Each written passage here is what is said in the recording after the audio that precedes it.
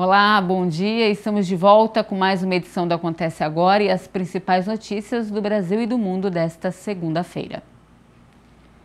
O ministro da Saúde, Eduardo Pazuello, autorizou o início da campanha de vacinação contra a Covid-19 no fim da tarde desta segunda-feira em todo o país. O anúncio foi feito aqui em São Paulo durante uma cerimônia que marcou o começo da distribuição das doses das vacinas.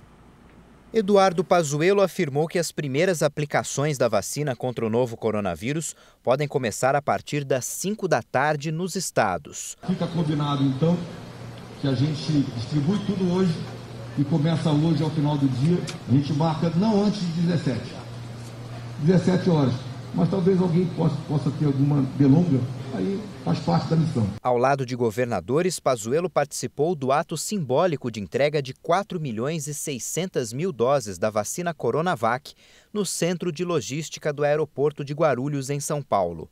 As vacinas começaram a ser transportadas por via aérea para o Distrito Federal e as capitais de 10 estados: Acre, Amapá, Amazonas, Ceará, Goiás, Mato Grosso do Sul, Piauí, Rondônia, Roraima e Santa Catarina. Também há distribuição de vacinas por via terrestre. O ministro reforçou que os primeiros a receber as doses da vacina vão ser integrantes do grupo prioritário: profissionais da saúde, idosos e indígenas. Pazuello destacou ainda que os cuidados, como o uso de máscara e álcool em gel, não podem ser deixados de lado. O Instituto Butantan deve entregar ainda hoje o pedido de uso emergencial para as doses da Coronavac que foram envasadas no país. Uma enfermeira negra de 54 anos recebeu neste domingo a primeira vacina contra o novo coronavírus no Brasil. Ela foi imunizada imediatamente após a Anvisa autorizar o uso emergencial de 2 vacinas. A enfermeira Mônica Calazans, que trabalha na UTI do Hospital Emílio Ribas, em São Paulo, recebeu neste domingo a primeira vacina contra o novo coronavírus no Brasil. Ela recebeu a dose da Coronavac, elaborada pelo laboratório chinês Sinovac em cooperação com o Instituto Butantan. A Agência Nacional de Vigilância Sanitária aprovou o uso emergencial da vacina chinesa Coronavac e da britânica AstraZeneca Oxford. São as primeiras a obter o registro no Brasil. Os 5 diretores da Anvisa se pronunciaram a favor de autorizar as vacinas. Dessa forma, o Brasil pode iniciar a campanha de vacinação com a Coronavac, a única das 2 vacinas que já está disponível em território nacional. O Hospital das Clínicas da Faculdade de Medicina da USP começou hoje uma mega operação para vacinar mais de 30.000 profissionais de saúde. A vacinação começou no domingo com 112 pessoas. Nesta segunda, a primeira dose da vacina Coronavac foi aplicada em uma enfermeira do hospital. A diretora clínica do Complexo Hospitalar do HC diz que cerca de 28.000 profissionais estão na linha de frente da assistência à pandemia. Os postos de atendimento aos funcionários devem funcionar por 12 horas, das 7 da manhã até as 7 horas da noite. Agora os números de coronavírus aqui no Brasil. O país se aproxima de 210.000 mortes pela Covid-19 desde o início da pandemia. A variação média indica a tendência de crescimento nos óbitos pela doença. Segundo o Ministério da Saúde, o Brasil confirmou mais 551 mortes pelo coronavírus em 24 horas. O total chegou a 209.847 vítimas. Também foram confirmados mais 33.040 novos diagnósticos de um dia para o outro.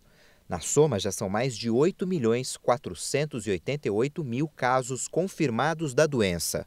Em 7 dias, pela média móvel de mortes, o Brasil chegou a 964 óbitos diários. Já a média de novos casos está em 54.616 novos infectados por dia. Está acima de 50.000 desde 9 de janeiro. Na classificação da pandemia por estados, podemos verificar que as altas continuam em 11 deles: Alagoas, Amazonas, Goiás, Minas Gerais, Pernambuco, Piauí, Rio de Janeiro, Rondônia, São Paulo, Sergipe e Tocantins. Outras 13 unidades da federação não tiveram muita variação no número de mortes: Amapá, Bahia, Ceará, Distrito Federal, Espírito Santo, Maranhão, Mato Grosso, Pará, Paraíba, Paraná, Rio Grande do Norte, Rio Grande do Sul e Santa Catarina. Em queda nos óbitos estão somente 2 estados, o Acre e Mato Grosso do Sul. Já o estado de Roraima não atualizou os dados da doença. Atualizando os dados do coronavírus em todo o mundo, 95 milhões e 91 mil pessoas já foram contaminadas. Segundo o levantamento da Universidade Johns Hopkins, cerca de 2 milhões e 32 mil pessoas morreram.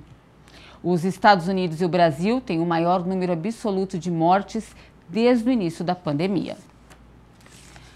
Agora falando de economia, o IBGE informou que depois de 6 altas seguidas, as vendas do comércio varejista caíram 0,1% em novembro. O resultado, apontado como estável, foi provocado pela queda no consumo de alimentos. Nem a Black Friday, que costuma aumentar as vendas do varejo em novembro, conseguiu contribuir para o resultado geral do setor. É por isso que as tradicionais liquidações de janeiro estão de volta, com descontos de até 40%. São promoções para poder escoar o que sobrou dos bens duráveis e semiduráveis do ano passado. Apesar das ofertas, o varejo não projeta um crescimento significativo das vendas neste momento, em razão da situação econômica do país. A prioridade do consumidor está sendo o pagamento dos impostos, como IPTU e IPVA, além das compras de volta às aulas e da quitação dos débitos do ano passado.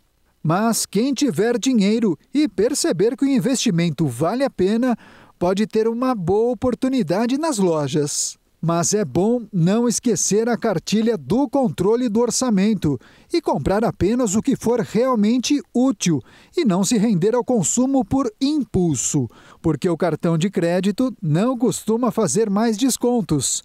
A compra precisa ser aquela dividida em várias parcelas. E o valor das parcelas do seguro-desemprego foi reajustado de acordo com o INPC. O teto do benefício passou para R$ 1.911. O seguro-desemprego passou a variar de R$ 1.100 para R$ 1.911. Os novos valores do benefício estão valendo desde a divulgação do Índice Nacional de Preços ao Consumidor, o INPC de 2020, que ficou em 5,45%. Com isso, o benefício máximo aumentou R$ 99 e deve ser pago aos trabalhadores que tinham salário médio acima de R$ 2.811. A correção vale para os benefícios já requeridos e também para os que já foram liberados. Tem direito ao seguro-desemprego o trabalhador que atuou em regime CLT e foi dispensado sem justa causa e quem teve o contrato suspenso em virtude de participação em programa de qualificação profissional. O trabalhador recebe entre 3 e 5 parcelas, dependendo do tempo de trabalho, sendo que o período mínimo é de 6 meses. Mas, para solicitar o seguro-desemprego pela primeira vez, o profissional precisa ter atuado por pelo menos 12 meses com carteira assinada em regime CLT. No destaque internacional, um grupo de imigrantes que caminha em direção aos Estados Unidos entrou em confronto com a polícia da Guatemala. Eles seguem na esperança de obter ajuda do governo do novo presidente Joe Biden. Os agentes usaram gás lacrimogêneo para dispersar o grupo que tentou romper uma barreira de segurança. Nessas imagens, é possível ver os policiais agredindo integrantes da caravana. A violência ocorreu perto da fronteira com Honduras. Segundo as autoridades, pelo menos 6 mil pessoas chegaram a Guatemala.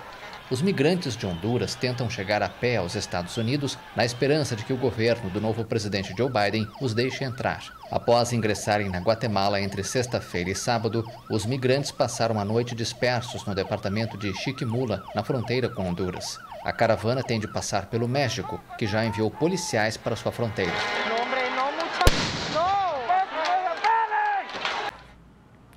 Não temos mais tempo, essa edição fica por aqui. Se você quiser rever todas as reportagens, acesse nosso canal no YouTube. Muito obrigada pela companhia, um ótimo dia para você e a gente se encontra amanhã na edição das 10 horas. Eu espero você. Até mais!